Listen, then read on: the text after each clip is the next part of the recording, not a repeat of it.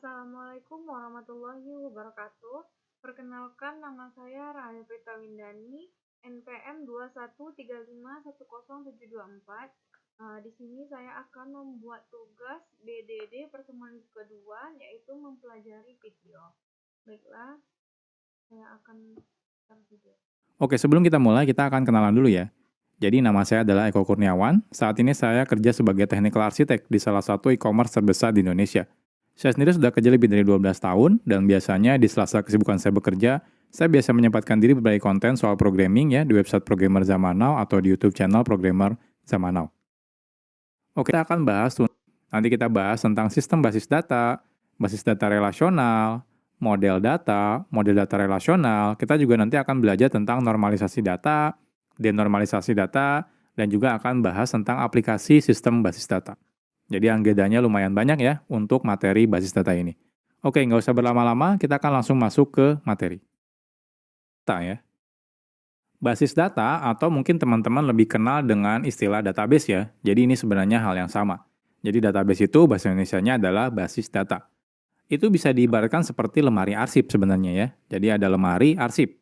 Nah, seandainya kita bertugas mengelolanya, tentu kita akan merapikan data arsip di lemari tersebut gitu ya. Dari mungkin teman-teman kalau misalnya diminta untuk mengelola data arsipnya gitu ya, di lemari arsip tersebut, mungkin kita akan mencoba memberi tanda gitu ya di arsip-arsipnya, atau bahkan mungkin mengelompokkan arsipnya sesuai dengan jenis arsipnya gitu ya, dan masih banyak yang lainnya. Nah pertanyaannya tujuannya apa sih gitu ya, kita melakukan pengelompokan gitu ya, memberi tanda dan lain-lain gitu ya. Ya tujuannya sederhana sebenarnya, agar ketika nanti kita ingin mencari data arsipnya, kita bisa dengan mudah mencarinya gitu ya. Jadi dengan kita memanage ya penyimpanan arsipnya, harapannya adalah kalau diibaratkan seperti ini. Kalau ini adalah lemari arsip gitu ya. Mungkin kita akan mengelompokkan untuk rak pertama itu isinya adalah arsip-arsip data pegawai misalnya. Dan lemari kedua gitu ya. Laci kedua bulan sini butuh data. Jadi basis data itu terdiri dari dua kata. Yang pertama basis dan juga data. Basis bisa diartikan tempat atau gudang atau tempat menyimpan gitu ya. Sedangkan data itu adalah representasi fakta dari dunia nyata gitu ya. Banyak orang yang bingung tentang data. Data itu apa gitu? Data itu ya data gitu ya. Nah, data itu adalah sebenarnya representasi fakta dari dunia nyata. Ini mewakili suatu objek, seperti contohnya manusia. Contohnya kan kayak karyawan gitu ya, pelajar, mahasiswa, guru, dan lain-lain. Nah, itu kan sebenarnya sebuah fakta gitu ya, ada data karyawan, pelajar, mahasiswa, guru, dan lain-lain. Atau mungkin seperti barang gitu ya, atau hewan, atau bahkan bisa aja peristiwa. Maksudnya peristiwa contohnya apa? Ya seperti misalnya fakta data penjualan misalnya, seperti itu gitu ya. Itu kan sebenarnya peristiwa gitu ya, penjualan. Nah, jadi itu juga termasuk data ya, dan masih banyak yang lainnya. Nah, data biasanya disimpan dalam bentuk angka, huruf, simbol, teks, bahkan mungkin gambar atau mungkin video gitu ya. Jadi hal-hal seperti contohnya kalau kita ada data penjualan gitu ya kan pasti isinya ya berupa angka gitu ya, huruf dan lain-lain.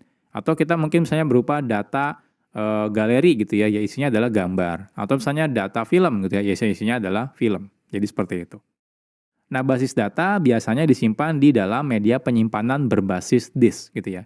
Ya kan kita sekarang bahasnya bukan basis data yang manual ya, yang seperti arsip. Kita basis datanya adalah di komputer.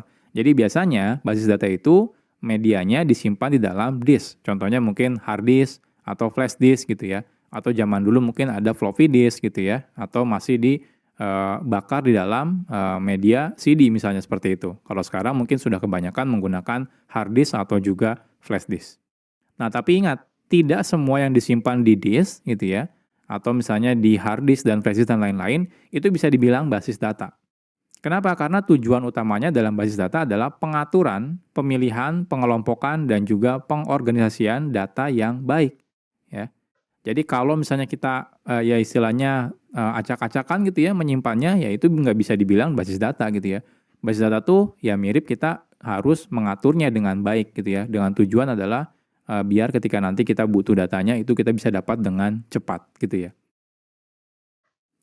Oke, kalau diibaratkan di dalam diagram mungkin seperti ini gitu ya. Jadi ini disk kita misalnya ya, entah itu hard disk atau misalnya flash disk dan lain-lain gitu ya.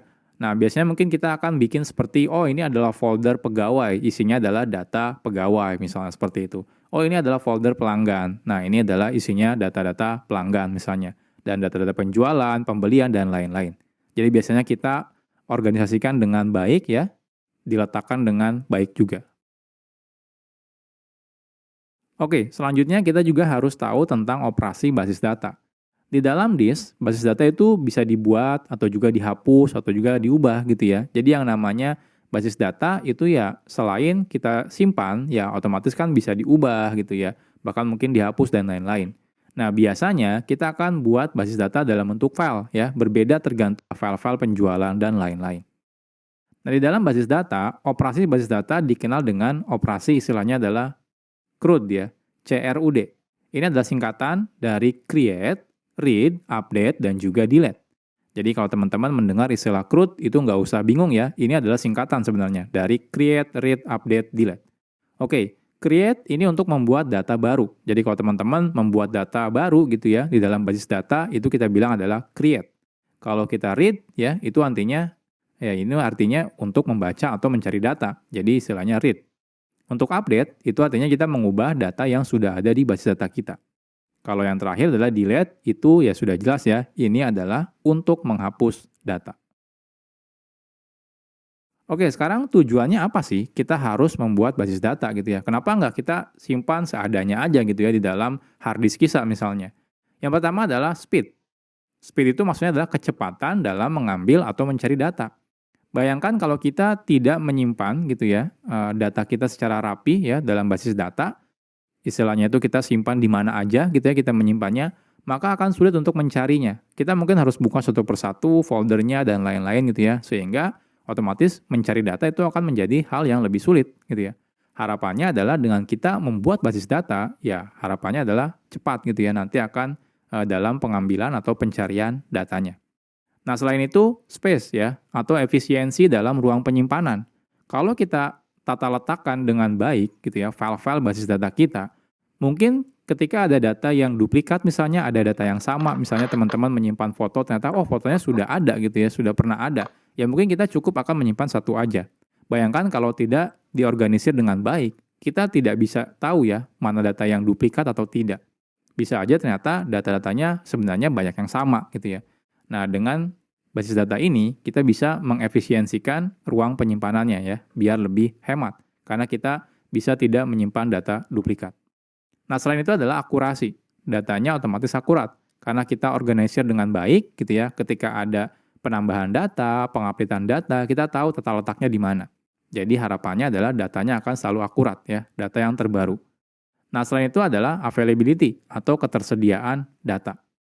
Jadi dengan kita mengorganisir, kita bisa tahu data mana yang misalnya oh belum lengkap atau sudah lengkap dan lain-lain gitu ya.